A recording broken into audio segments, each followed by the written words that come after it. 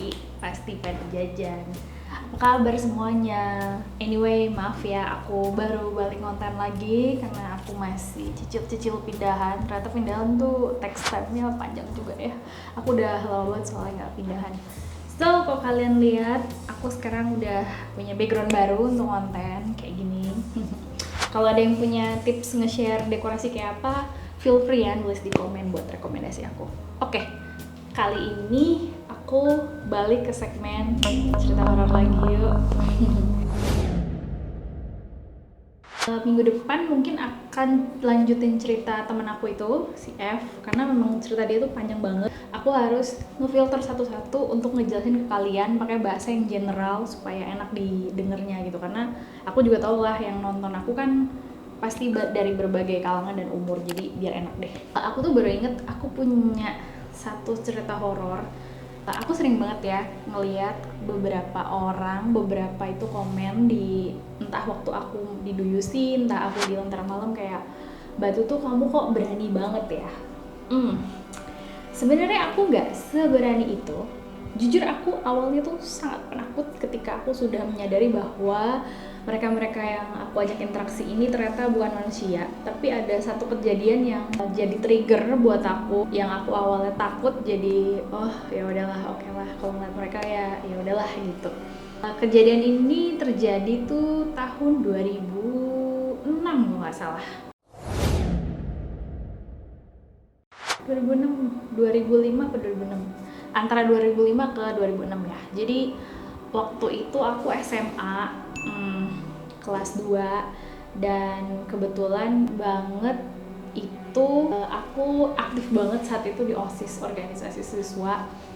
Dan karena kakak senior kita nih kelas 3 udah mau UAN, kasarannya udah ya ibaratnya udah mau lulus lah ya, jadi mereka kan pasti butuh pengganti, handover deh kalau bahasa kerja ya, di handover ke orang baru gitu. Nah, dalam proses handover itu kebetulan di sekolah aku prosesnya namanya tuh LDKS, latihan dasar kepemimpinan siswa. Nggak tahu kalau sekarang namanya apa ya, pokoknya zaman aku itu tahun 2005-2006 namanya LDKS. Jadi LDKS-nya itu berlangsung selama 3 hari 2 malam. Kita dikasih beberapa pendidikan untuk kepemimpinan lah gitu. Jadi LDKS ini diadainnya 3 hari 2 malam ya. Start dari hari Jumat sore sampai hari Minggu siang. Nah, ini kejadiannya itu di malam terakhir. Nah, dari berbagai kegiatan LDKS itu, kegiatan itu ditutuplah dengan acara jurit malam. Nah, jurit malamnya itu bentukannya saat aku ini, jadi kita semua dikumpulin jam 10 malam, terus ditutup pakai, matanya ditutup pakai sarung tangan atau apalah gitu yang bikin kita nggak bisa lihat. Terus kita diajak keliling itu, dikasih tantangan kayak lompat ya ini ya gitu, dan ternyata itu sebenarnya jurit malamnya agak-agak jokes lah saat itu. Nah, udah selesai jurit malam setengah 12, abis selesai jurit malam itu kakak-kakak senior kelas 3 ngumpulin kita, mau ngucapin makasih ya, sekalian mereka ngucap farewell lah karena kan handover kerjaannya, sekalian juga kita sama-sama doa bersama waktu itu biar mereka UAN-nya lancar, bisa lulus semua. Nah, kelarlah di jam 12 kurang saat itu, aku ingat banget.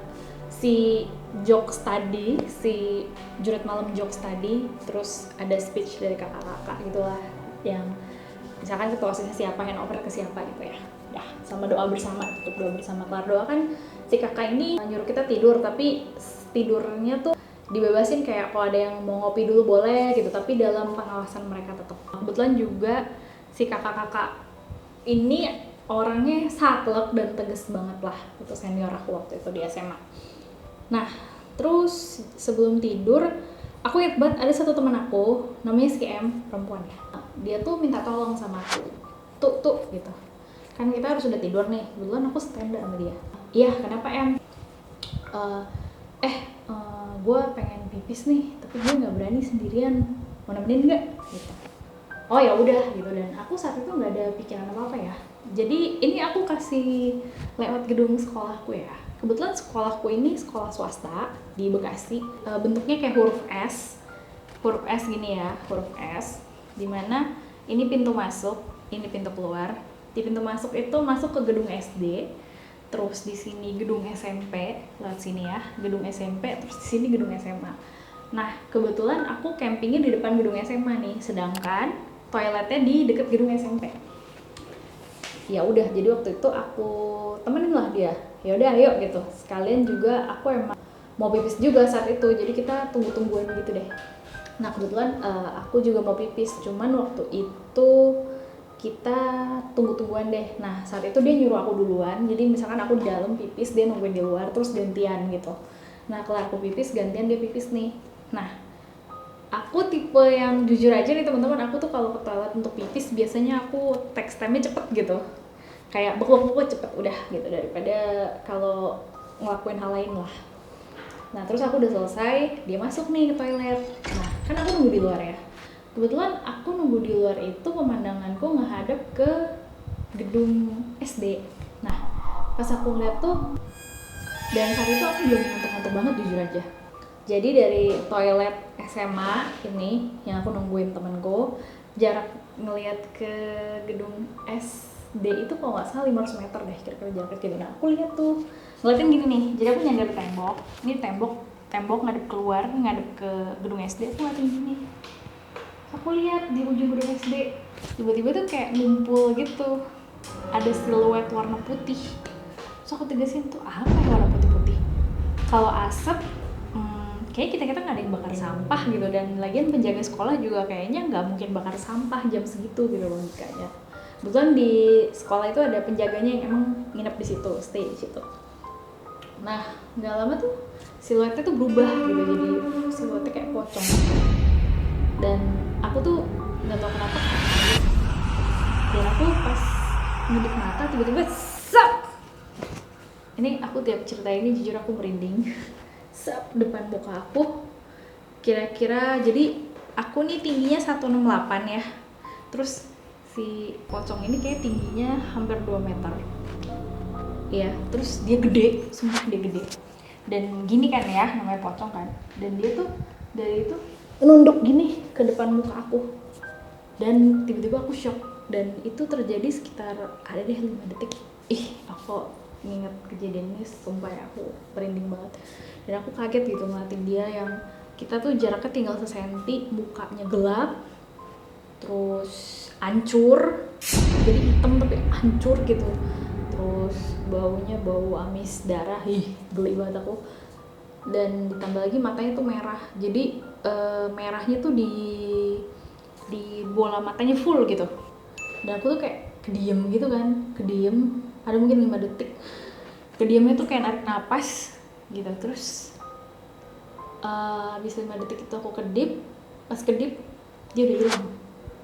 Dan aku tuh sempet diem, mukaku ketakutan saat itu jujur.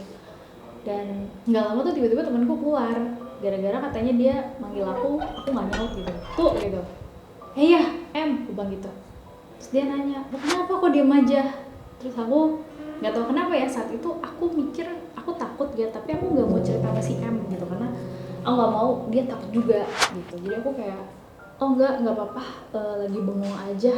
Jadi si M ini ngeliat muka aku kan pucat ya, terus nanya, tuh kenapa lu gue panggil nggak nyaut-nyaut, kata dia. Nggak apa-apa, aku nggak cerita sama dia karena jujur aja nih, aku tuh khawatir kalau aku cerita saat itu ya, aku mikirnya kalau aku cerita nanti dia takut gitu. Tapi lillahi ta'ala aku juga nggak ngerti ya, karena saat itu aku nggak teriak gitu, malah cuma diem gitu. Terus aku bilang ke dia, enggak, gue lagi bengong aja kok, mungkin agak ngantuk, sorry ya, aku bilang gitu. Terus si M kayak, lu jangan bengong nih, udah jam berapa, ntar sambet aja lo gitu. Iya, hahaha gitu kan. Padahal sebenarnya aku mukanya masih pucat. Terus si M tuh nanya lagi, mastiin, lo beneran nggak apa-apa? Ada apa gitu? Mau diceritain atau mau cerita besok? Aku cuman nggak apa-apa kok. Yaudah yuk ke tenda. Jadi kita kebetulan kan tidurnya di tenda gitu. Terus kita balik ke tenda, kita tidur. Dan aku semalaman itu berusaha tidur, agak sulit tapi akhirnya tidur juga. Dan keesokan harinya tuh kebangun, siap-siap kayak closing, terus pulang gitu. Dan jujur aku sampai sekarang aku nggak cerita sama sekali sama temanku si M ini. Tapi ya terus terang ya, itu pengalaman yang bikin aku shock terapi, bener-bener kayak gitu, shock. Tapi akhirnya aku sejak kejadian itu aku akhirnya lebih kenceng aja gitu ngelihat mereka yang kasat mata, dan akhirnya kayak kalau ngelihat kayak oh ya udah gitu, kalau diketawain kuntilanak oh ya udah gitu, kalau nggak sengaja lihat pocong oh ya udah, kalau nggak sengaja tiba-tiba di belakang depan muka gitu oh ya udah. Jadi kayak udah punya triggernya gitu yang akhirnya bikin jadi ya udahlah gitu, bukan berani banget 100%.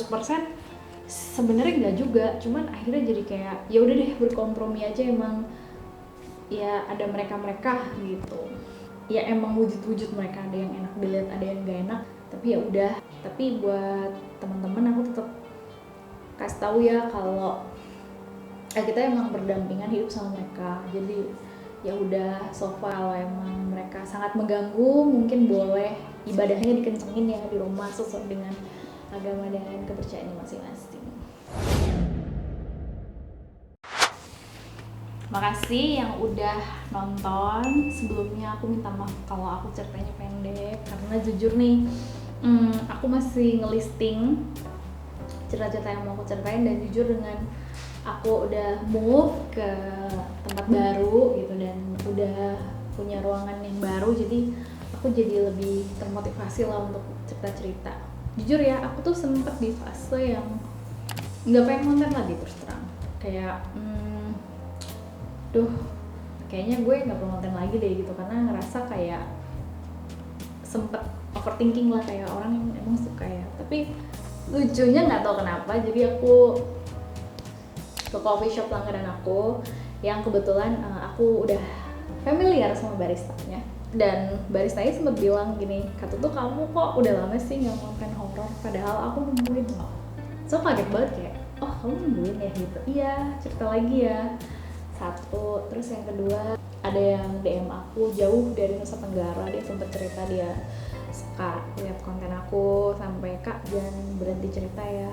Tambah lagi tuh kemarin aku sempat makan di tempat makan mie ayam langganan aku sama suami. Ntar kapan-kapan aku mungkin kontenin tempatnya ya. Dan waktu aku bayar tuh aku nggak sengaja mas kasirnya bilang, "Kak kamu Kak Tutu ya yang istri tukang jajan di Lentera Malam?"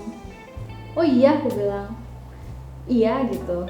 "Kok kamu tahu?" gitu. "Iya aku nonton, terus yang punya emang aku kan kebetulan kenal yang punya tempatnya, sering pernah bilang si mbak ini," maksudnya aku gitu, "Mbak kok nggak konten horor lagi, saya nungguin loh," kata dia gitu. "Oh gitu, ya dan ntar aku cerita lagi ya." Jujur ya teman-teman, aku tuh sebenarnya tahun ini pengen give up untuk nggak konten lagi loh tadinya, tapi nggak tahu kenapa tiap ada rasa pengen nyerah, kayak tiba-tiba ada aja ketemu orang ngomong kayak gitu, terus ada subscriber yang DM. Makasih loh buat kalian karena jujur nih aku ngerasa bersyukur banget ternyata punya orang sekeliling yang baik yang mau nge-support gitu. Padahal tuh kalau dibilang kenal lama banget enggak gitu, berarti kayak kita baru kenal karena ya momen aku, karena kebetulan tipikal yang kalau ketemu ya barista atau pedagang tuh suka ngajak bercanda gitu, jadi kayaknya jadi ya mungkin akhirnya mereka notice aja sama aku gitu kan. Ya paling mungkin kedepannya aku bakal banyakin konten horor ya. Makasih yang udah nonton, karena aku si istri tukang jajan dan kita para istri pasti pada jajan. Ciao.